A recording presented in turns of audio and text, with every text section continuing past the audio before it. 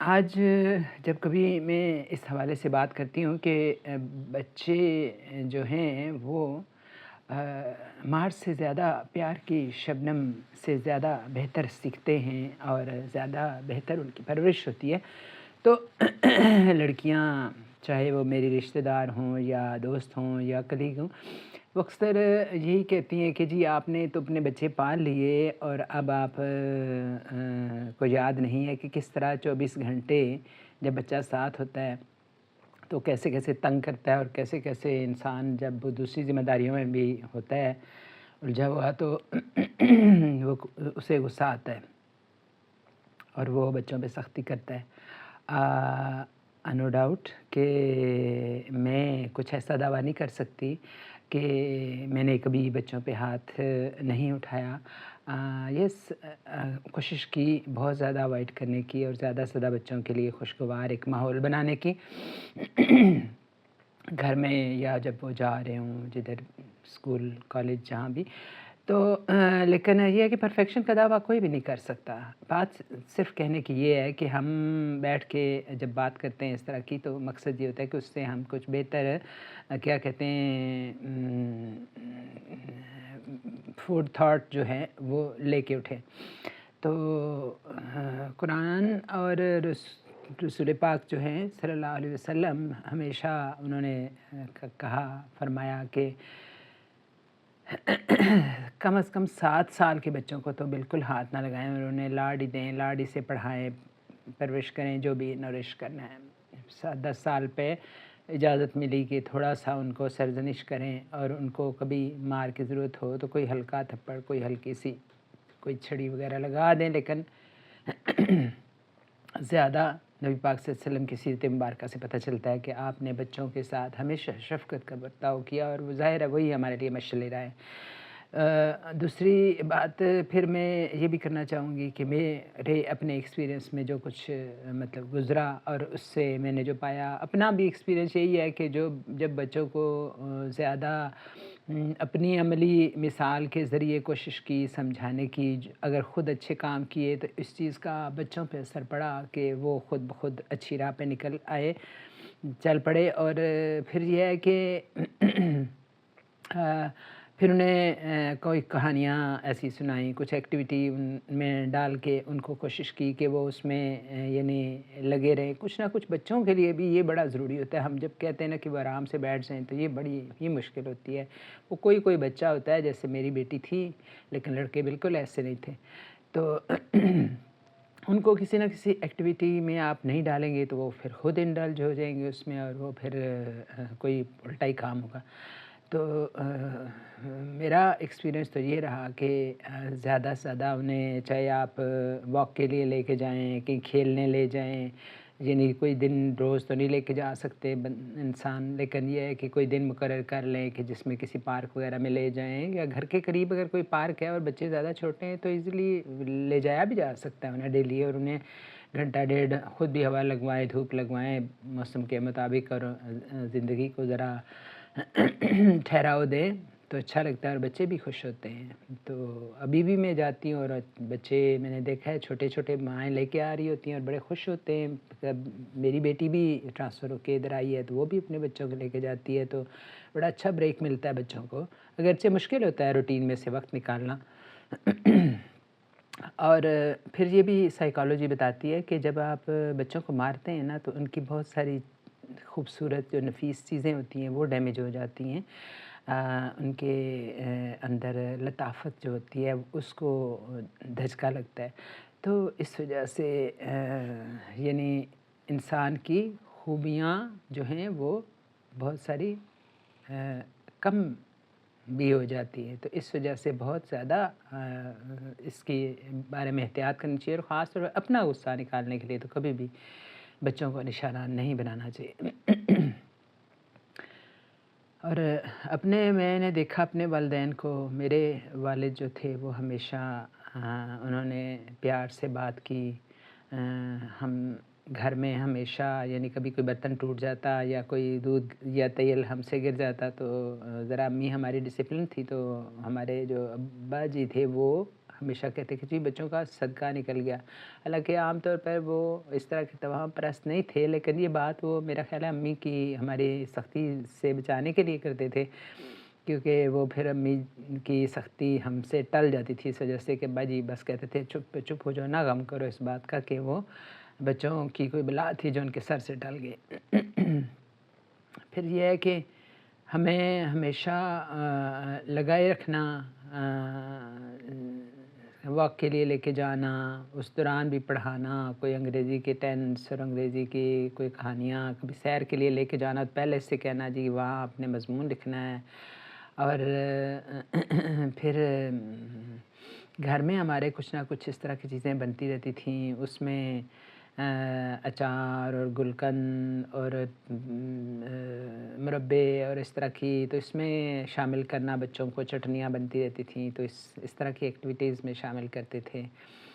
بڑے دور دور تک ہم نے سیریں کی ہیں، کوئی بہت امیر لوگ نہیں تھے لیکن بس ہمارے والد صحت مند بھی تھے اس وقت جب ہم چھوٹے تھے، چھوٹے بہن بھائیوں کی دفعہ تو ذرا عمر ان کی زیادہ ہو گئی تھی،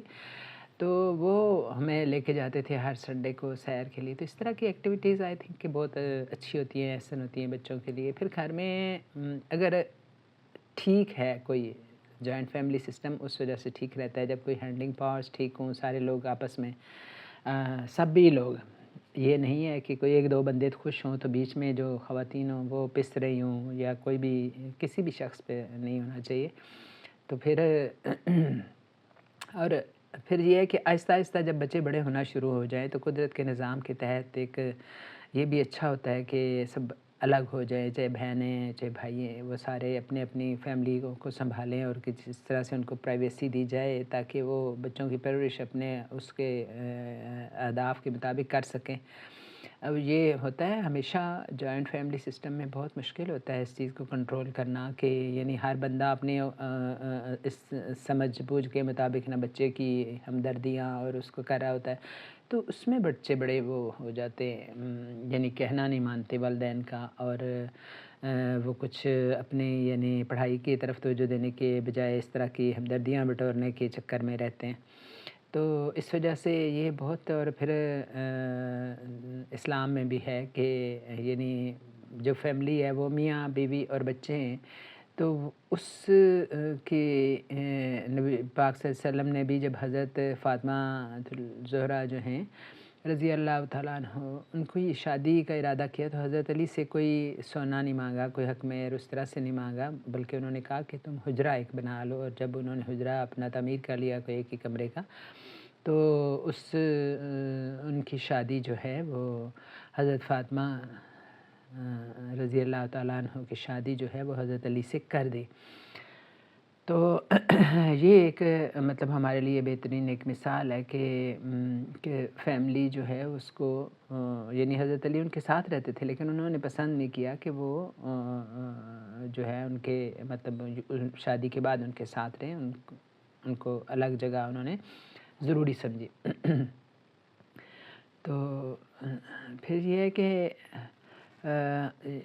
آپ نوٹ کریں یہ کہ ہر انسان کو اپنے بچپن کی جو حسین یادیں ہوتی ہیں، اور ان میں ظاہر ہے ایسی حسین یادیں ہوتی ہیں جس میں پیار گھلا ملا ہوتا ہے، تو وہ یاد ہوتی ہیں والدین کی۔ ہمیشہ جب ہم بیٹھ کے یاد کرتے ہیں تو زیادہ تر اچھی ان کی جو وقت گزارا ہوا ہوتا ہے اسی کو یاد کرتے ہیں، تو وہ ہمیں کوشش کرنی چاہیے کہ ہم زیادہ سے زیادہ اس طرح کی اچھی میموری کریں۔ یعنی مجھے اپنی یاد ہے کہ میں اپنے بچوں کو جو بھی یعنی آتے تھے، کوئی گیمز ہوتی تھیں وہ بھی لے کے دیتی تھیں، بہت شروع کا زمانہ تھا جب میرے بچے چھوٹے تھے تو اس وقت یہ سی ڈیز میں ملتی تھیں تو وہ گیمیں بھی لے کے آتے تھے، وہ بھی ایک حد تک وہ کھیلتے تھے۔ پھر کمپیوٹر لے دیا انہیں، وہ اس کو بھی استعمال انہوں نے کیا بہت ارلی سٹیج پہ جب نیا نیا آیا تھا کمپیوٹر مارکیٹ میں۔ موویاں جو ہیں وہ ہم کبھی مہینے میں ایک آدھ لے آتے تھے اور وہ دیکھتے تھے مل کے، چاہے وہ انگریزی کی ہو چاہے اردو کی کوئی اچھی مووی جو ہوتی تھی وہ، تو بچوں کو سب کچھ پتہ ہوتا ہے، ہم خام خواہ سے اس کو ہوا بنا لیتے ہیں کہ پتہ نہیں کیا ہو جائے گا۔ بچوں کو مل کے دیکھیں، بیٹھ کے دیکھیں تو تاکہ ان کو ایک ہوا نہ لگے۔ اکیلے جب وہ چھپ چھپ کے دیکھتے ہیں نا تو وہ بہت ایک کچھ الٹا ہونے کا خطرہ ہوتا ہے۔ تو کوشش کی کہ بچے گھر میں رہیں، میری ہمیشہ سے یہ پریفرنس رہی کہ بچے گھر میں رہیں، باہر نہ جائیں، کیونکہ واقعی گھر باہر کا ماحول جو ہے وہ خاصا آپ کا ہو، بچے ہاتھ سے گئے ایک دفعہ تو پھر گئے، بڑا مشکل ہوتا ہے پھر ان چیزوں کو کنٹرول کرنا۔ تو اس طرح کی کوشش کرتے رہے۔ اب ہمارے پھر والد اور چچا کی طرف ایک جاتی ہے نظر کہ انہوں نے ہمیشہ ہمارے اوپر نظر رکھی، یعنی کبھی مجھے یاد نہیں پڑتا کہ والد صاحب نے بھی ایون کہا وہ کہ ایسے نہیں کرتے اور ویسے نہیں کرتے، لیکن یہ ہے کہ ہمیں پتہ تھا کہ انہیں کیا پسند ہے، اور خاص طور پہ کبھی میں جو بہت لاڈلی تھی اپنے والد کی، کبھی بات کوئی کہہ دینی تو یعنی مجھے، جیسے میں مثال دیتی ہوں، پنجاب یونیورسٹی کا مجھے بڑا شوق تھا اور میں نے اپنے ابا جی سے کہا کہ ہم پنڈی رہتے تھے تو میں جا کے ہاسٹل میں پڑھ آتی ہوں، 2 سال گزار آتی ہوں، تو انہوں نے 1-2 دفعہ کوئی ایسے انسنی کر دی، لیکن ایک دفعہ پھر میں نے انہیں دیکھا کہ وہ لیٹے ہوئے تھے اور میں گئی تو میں نے کہا اس طرح سے آپ مجھے کیوں نہیں جو ہے نا میری بات کا جواب دیتے۔ تو انہوں نے بس ایک جملہ مجھے کہا، کہتے ہیں کل تمہیں مجھے کہو گی کہ لندن مجھے داخل کرا دیں تو میں کرا دوں گا، جو قریب کے کالج میں ایڈمیشن ملتا ہے نا تو اس میں جا کے پڑھ لو۔ تو وہ پھر اس کے بعد مجھے جرأت نہیں ہوئی، حالانکہ میں بہت زیادہ اپنے والد سے مطلب مانوس تھی اور بہت ہر طرح کی بات کہہ لیتے تھے، لیکن جب وہ نہ کر دیں اور پھر اس کے بعد انہوں نے پہلو بدل لیا دوسری طرف، اور مجھے اس کے بعد بالکل جرأت نہیں ہوئی۔ ہمیں پتہ چل جاتا تھا ہمیشہ کہ جب وہ کسی بات کو اس طرح سے ناپسند کر لیں تو وہ منہ موڑ لیتے تھے، تو اس کے بعد ہمیں جرأت نہیں ہوتی تھی۔ تو یعنی یہ پیار کا جو ایک رعب ہوتا ہے نا وہ سب سے احسن چیز ہے۔ مجھے تو یہی لگا ہے کہ یعنی جو شاید مجھ میں اتنا نہ ہو لیکن میرے والد میں بہت تھا، اور میرے جو چچا ہیں ان میں بھی کافی تھا۔ وہ بھی اسی طرح سے یعنی کبھی نصیحت ڈائریکٹ نہیں کرتے تھے، تو لیکن یہ ہے کہ ہمیں پتہ ہوتا تھا کہ کیا چیزیں انہیں پسند ہیں اور کیا چیز نہیں ناپسند۔ اور وہ پھر جب پیار کا رعب ہوتا ہے نا یہ والا، اور ایک نظر کا ایک بندے کو ہوتا ہے گمان کہ میری پہرہ داری کر رہی ہے کوئی نظر، تو پھر انسان بہت دور بھی کہیں چلا جائے نا تو تب بھی انسان وہ غلطی نہیں کر سکتا کہ میرے اس طرح کے پیارے جو ہیں وہ ان کو برا لگے گا، اس طرح کی بات مجھ سے وہ توقع نہیں کرتے، تو انسان ایسے کام نہیں کرتا۔ تو اس وجہ سے کوشش کرنی چاہیے، بھرپور کوشش کرنی چاہیے کہ بچے جو ہیں زیادہ سے زیادہ آپ کے ساتھ اٹیچ رہیں، آپ کو ہر بات کہہ سکیں، اور آپ بھی ان کے ساتھ زیادہ سے زیادہ وقت گزاریں، ان کو توجہ دیں۔ بڑی غیر ضروری سی یہ دنیا ہے، اس میں کچھ نہیں رکھا ہوا، سب سے زیادہ بچے آپ کے اوپر ان کا حق ہے، خاص طور پہ جب وہ ٹین ایج میں ہوں، جب وہ بالغ ہو جائیں پھر بھی رہتا ہے، ان کی شادی کرنا بھی آپ ہی کا فرض ہے، لیکن اس سے پہلے صرف بچے ہی آپ پہ سب سے زیادہ حق رکھتے ہیں۔ ان کا حق تسلیم کریں، ان کو وقت دیں، انشاءاللہ وہ بھی آپ کو وقت دیں گے اور آپ کو مایوس ہرگز نہیں کریں گے۔